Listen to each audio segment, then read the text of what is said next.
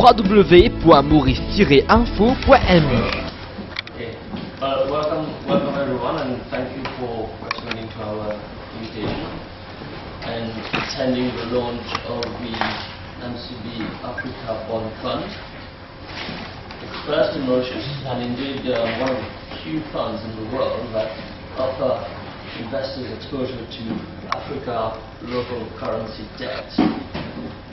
First, let me say a few words about the context to this fund before passing over to Dean, who will tell you a little bit more about the fund itself. Now, you will all know about the growth opportunity in Africa, so let me reassure you that I will not bore you with lots of statistics, but suffice to say that the opportunity in Africa on the continent is absolutely real. We at MCB witnessed this firsthand. We are very lucky to be present in Africa, particularly through our bank of bank strategy, where we work, as you know, in partnership with a number of banks on the continent. And we see the historic investors' aversion to investing in Africa disappearing very, very quickly. If you look back 20-25 years, very few global funds had any allocation to the continent, and they were indeed only starting looking at investing in Africa.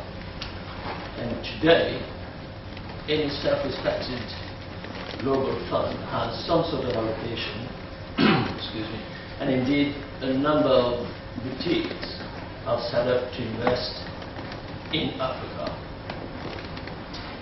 So it is standard practice to have some allocation, whether it is fixed equities, fixed income equities, or of asset classes in Africa.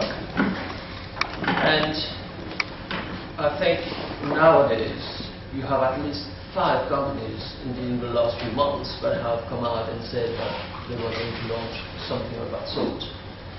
So we are very proud to be amongst the very few who have a fund dedicated to Africa local currency debt. And we are in very good company. You will have seen the likes of Carlyle, which is a household brand in private equity, launching a fund that is something like $500 million fund. You will have seen leading business figures such as Bob Damon, the former chief executive of Barclays, launching last year his own Africa fund dedicated to the banking sector. And just to give you a sense of quantum of assets that are coming this way, I'll point you to one particular report, to the Economic Intelligence Unit report in 2012. They conducted a survey of global institutions, and these were responsible for 6.5 trillion of assets under management. 20% of those surveyed said that they had no allocation to Africa. And the same people said that within 5 years they would have at least 45% of their portfolios allocated to Africa.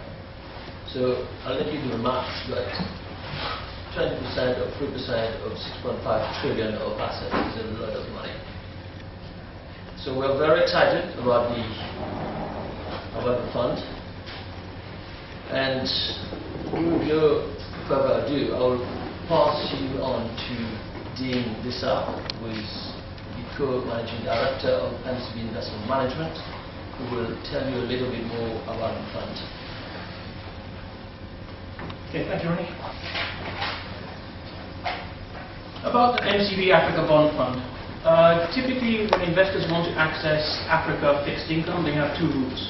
The first route is to invest in African government bonds or African corporate bonds that are issued in hard currencies like the US dollar or the euro or sterling. And that is a well-known market, trades actively But we think that there is another opportunity available, which is accessing Africa debt securities that are issued in local currency. So Mauritian government bonds, Kenyan government bonds denominated in Kenya shillings. And this area was not available to investors until recently because there was no way that you as an investor could look at the market and analyze it. Right now, if you wanted to talk about Mauritian equities, the first thing you do is look at the SEMDEX and say, okay, the SEMDEX is rising or falling and it's reached this level. But when you look at Africa bond markets, there's nothing like a SEMDEX benchmark for you to look at until now. On top of that, the transaction costs in these markets were very high and the macroeconomic conditions were not very favorable. But as the slide says, all that seems to be changing now, and that's why we're coming to market with this fund at the present moment. We think that it's a great opportunity for investors given the environment that we're seeing in more developed global markets. So what is attractive about this asset class? If you look at 5-year local currency debt, so for instance, if we just take Kenya as an example on this slide, Kenyan government issues 5-year government bonds, and the yield on that bond is 11.8% in Kenya shillings. Kenyan government is also expected to issue a US dollar denominated bond in the next couple of months, and it's expected to be yielding 7.5%. So you've got one country issuing in local currencies at a very attractive level and in US dollars at a much lower level. And you see that across Africa. And when you look at these these instruments and focus on the risks that they have, the risk of a 5-year bond is lower than the risk of a 10-year bond. So in effect, the Kenyan government is paying you a higher yield for less interest rate risk. Default risk on a local currency bond is also lower because the Kenyan government can print Kenyan shillings if it needs to, but it can't print US dollars. So if it were to default, it can still carry on paying its Kenyan shilling debt, and therefore the default risk on this local currency debt is lower. Credit risk is exactly the same. It's the same issuer. It's the Kenyan government. And so when you look at liquidity and currency risk, those are the extra risks you're being asked to take on as an investor. And our argument is that the attractive yields that you're seeing in local currency, highlighted by the red bars, is compensating you for those extra risks that you'd have to take on to invest in this asset class. So, being one of the pioneers in this area, we now have to identify a way to persuade investors that we know what we're doing, and we've done this through a structured approach. The first thing that we're going to be doing is create a benchmark. Just like I mentioned earlier, when you're talking about Mauritian equities, you talk about SEMDEX. When you're talking about emerging markets, you can talk about Morgan Stanley's emerging market index. We want to create an index so that when you talk about African government bonds, you have an index to help portray what the return has been like in that asset class. And after we've created that index, we're then going to be creating a fund, because we think that by looking at how the benchmark has performed over the last 3 years, people will be persuaded and want to be exposed to the asset class, and we're creating a fund to then give you that, to allow you to put your money into a professionally managed vehicle that will then take decisions and invest in the underlying securities for you. So how did we create the MCB 1 to 5 year Africa Bond Index? We hired a consultant from Germany, the same consultant that's been advising the African Development Bank on an Africa Bond Index. And they looked at all 54 countries in Africa and assessed them based on their bond market infrastructure, issuing strategy, legal, tax, regulatory framework, macroeconomic conditions, domestic investor base, etc. And they gave each country a score for each of those criteria, and then weighted those scores by the percentages shown on the left-hand side. And when they did that, they came up with a list of the scores for each of the 54 countries, and the rankings are there on the right-hand side. So we've taken this and said, okay, how do we now determine that which of the 54 countries that we're going to invest in? And we decided that any country with a score of 40 or higher would be in our core portfolio and our whole focus, and therefore in the Africa Bond Index.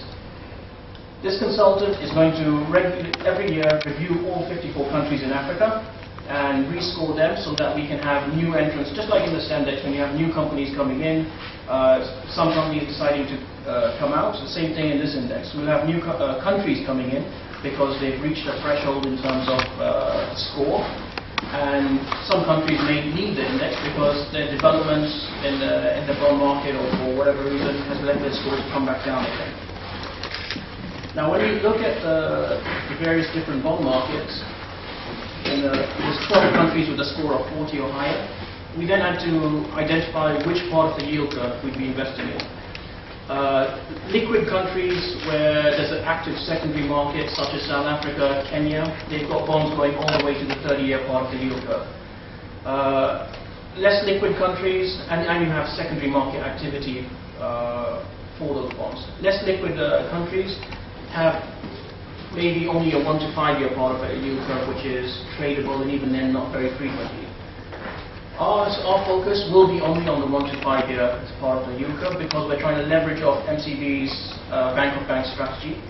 The counterparties that we'll be dealing with are typically banks who have a presence in each of these countries, and then as a bank, you're aware that these banks typically need to buy government bonds for their own balance sheet. So we're trying to deal with the end user of the bonds and therefore avoid the high transaction costs that would typically affect investors in this asset class. If you wanted to look at certain criteria about the benchmark, this table accurately tells you what the average yield in the 1 to 5 year part of the yield curve in each of the countries is. So if you look at Kenya government bonds, the average yield on the 1 to 5 year part of the yield curve is 11.08% as at 31st December 2013. To explain this table better, the average duration shows how much capital loss or how much capital gain you will have for every 1% change in interest rates. And one of the key considerations that we gave to this portfolio and the benchmark is that people are scared of Africa. You can have and the currency risk associated with Africa. So we needed to, and you quite often have one country in Africa blowing up and the currency depreciates by 50% over the last year. South Africa has had, after a year and a half, South Africa has had that. And Zambia has had a similar sort of situation. So we then decided that we're going to have an equally weighted structure in the index. So each country has the same weight. And the aim of that is to minimize the currency risk to the end investor. So our structured approach is to first create an investment universe. Now the investment universe is Africa, all 54 countries, but a focus on the 12 countries at the moment that have a score of 40 or higher. At the end of every year, we'll then be looking at that and saying, okay, there's more countries coming in, and we'll widen our focus. Which part of the yield curve will we be looking at? The 1 to 5 year, because we've determined that the liquidity in that part of the yield curve is greater. There's more chance of getting in and out of bond spread when we try to. And the weighting structure is to diversify it equally, because as an investor going into Africa, our view is that investors don't want access to when they invest in Africa, they don't want just Nigeria, South Africa, Kenya, Egypt, which typically most funds you look at will have 80% of their portfolio invested in those 4 countries. Our approach is, or our view is that when people want Africa, they want the whole of Africa, but they want, and that's why we're going for equally weighted. We want to grow this into a wider asset class, a wider base than just 4 countries. The things that our portfolio management team will be considering, and some of them are here right now, where to position across the yield curve. Do you buy a 5-year bond or do you buy a 3-year bond? What is the expectations for monetary policy in each of the 12 countries that we're focusing on? And then, just like common factor that you have to consider is how the benchmark changes every year. As we said, we'll be expecting that new countries come into the benchmark. So if we identify, for instance, Rwanda as a favorable investment that is not in the benchmark yet, but is expected, and we do believe it will be coming in later this year, then maybe we would we would like to buy Rwanda now before it comes into the benchmark. Because the end goal of this MCB 1 to 5 year Africa Bond Index is that, Ronnie mentioned, five companies are looking to create Africa bond funds. We'd love it if all five companies use the Africa Bond Index as the comparison. It turns the Africa Bond Index into something that is a market standard. Now, a lot of the analysis that was done by the consultants to identify the countries and score them was based on historic data, how those countries have performed on various different metrics. And then late last year, the FDI Intelligence magazine came out with a ranking of what they said were the top 10 countries in Africa of the future. And out of the 12 countries that we will be focusing on, 10 of them are listed in the top 10, so the best overall countries there. And that's something that we're quite happy with, is that the countries that we've identified that we'll be focusing on are also being seen as the best countries in Africa for the future. Now that we've created an index, you can actually look at how Africa has performed versus various other continents. So if you look at the 1 to 5 year part of Africa bond market, Africa in US dollar terms has returned 3.5%. Developed world has only returned 0.92% per year annualized. Asia has had one of the best returns over the time period, 5.74%, and then Latin America and Central Eastern Europe, with a slightly shorter time period of data we've got, have also only done 1.73 and 0.42. So I bet walking into this meeting room, none of you thought that Africa was actually the second best continent to invest in for Africa for fixed income in the 1 to 5 year part of the yield curve. But now that you've learned about this index, you're able to actually see that in hard figures. Ironically, the time period that we're talking about has actually been a difficult time for Africa because of the European sovereign debt crisis and European banks deleveraging and therefore pulling out of Africa. So even during a very difficult time where some African currencies have seen depreciation versus the dollar, Africa still ranks as the second best continent to invest in for fixed income.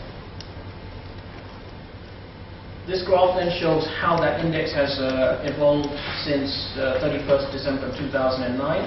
And if I draw your attention to this point here, where you start seeing a steep fall in African bond markets, that is actually to do with the European sovereign debt crisis. That is the point where Greece actually restructured its debt. So the impacts that Greece restructuring and the European sovereign debt crisis had on Africa was quite significant. And only now we're starting to see Europe being put in the background and African debt coming back into and performing strongly. It's ironic, but the biggest factor that has driven this market has been what you saw happening in Europe. Now, if we take that 3 years worth of data and calculate what the best monthly return, just to put some perspective to it, what the best monthly return was, we get 3.79% in US dollars. The worst monthly return was minus 5.57%. Out of the whole time period, the percentage of positive months was 60%. So 60% of an investor in this fund would have had a positive return 60% of the time since inception. The worst, if you divide that period into rolling 12 months, the worst 12-month period would have only returned minus 5.11%. And that's the key. We want long-term investors in this fund. We're not looking for people to come in and invest today and then leave in 2 months' time or 3 months' time. We're looking at only people who are willing to stay in the fund for 2 years, because it's the underlying principle of the fund. It's an illiquid asset class. You need to give the fund time to generate the returns. The fund is going to be seeded by MCB, and they are keeping a long-term perspective, and we're asking other investors to do the same. The best 12-month return is 11.97%. And interestingly, since June last year, when we saw emerging markets come under pressure, you can see Africa continued to do well. We didn't really suffer in the same way that Brazil, Russia, India, China, Chinese currencies all came under pressure, and South Africa as well. if we take all those returns and put them into buckets, you can see the majority of the monthly returns are in the 1 to 2% bucket, and you have very infrequent but large negatives.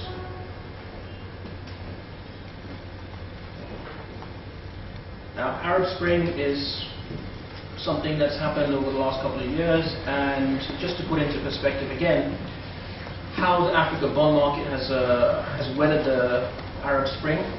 The red line shows Egypt 1 to 5 year government bonds, and the grey and black lines show Tunisia and Morocco.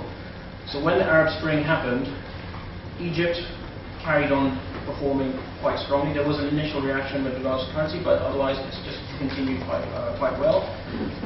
Tunisia and Morocco came under pressure, and now you've seen Morocco start picking up. So even though from a financial market perspective, the Arab Spring hasn't had a long-lasting effect on this asset class.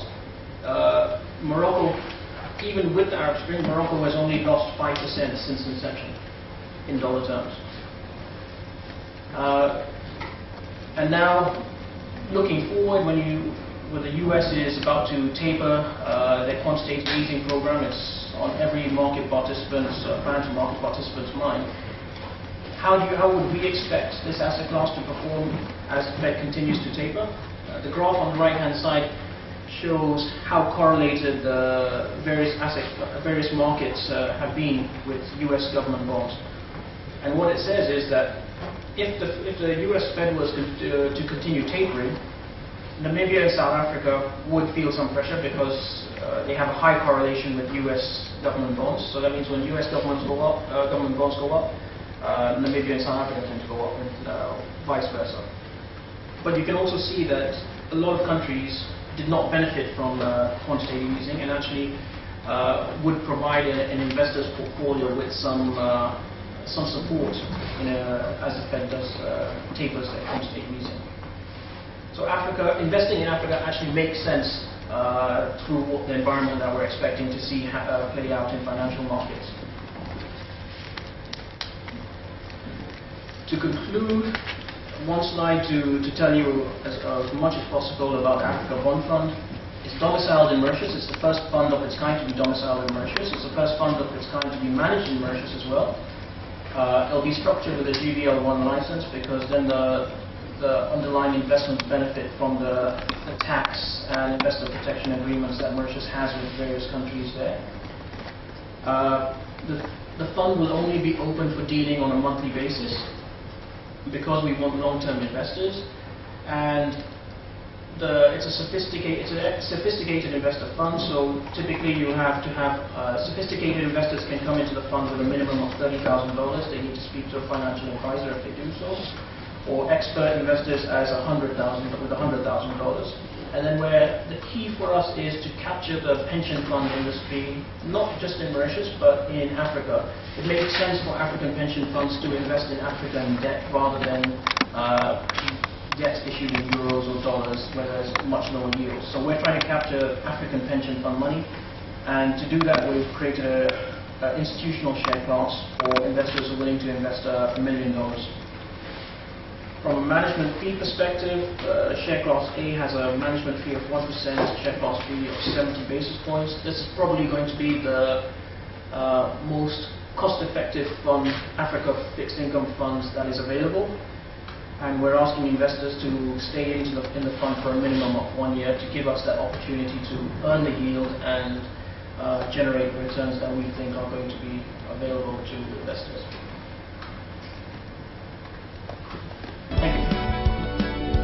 100% libre. Vivez les grands faits de l'actualité mauricienne avec du son, de la vidéo et de la photo. L'info qu'il vous faut de l'île Maurice, c'est www.maurice-info.mu.